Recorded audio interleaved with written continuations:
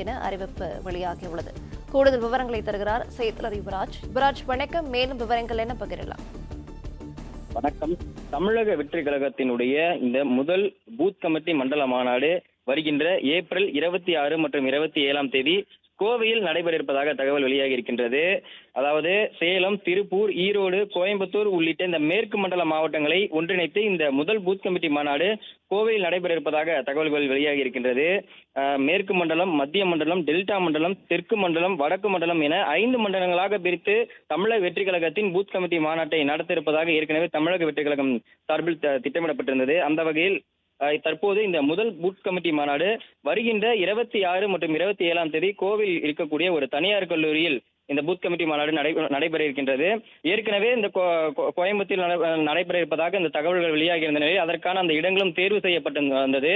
அந்த வகையில் தற்போது தனியார் கல்லூரி ஒன்றில் இந்த பூத் கமிட்டி மாநாட்டை நடத்துவதற்காக இடம் தேர்வு செய்யப்பட்டிருக்கக்கூடிய ஒரு நிலையில் அதற்கான அழைப்பிதழ்களும் மற்றும் முன்னேற்பாடுகளும் தீவிரமாக நடைபெற்று வருகின்றன.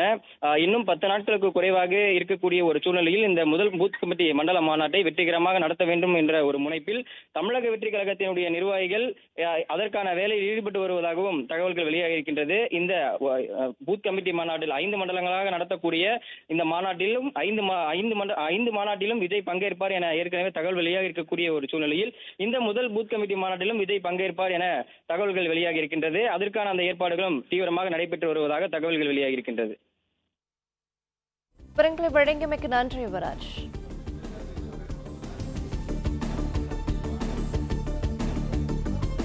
தென்காசி கீழப்புள்ளையூரில் குத்தாலிங்கம் என்பவர்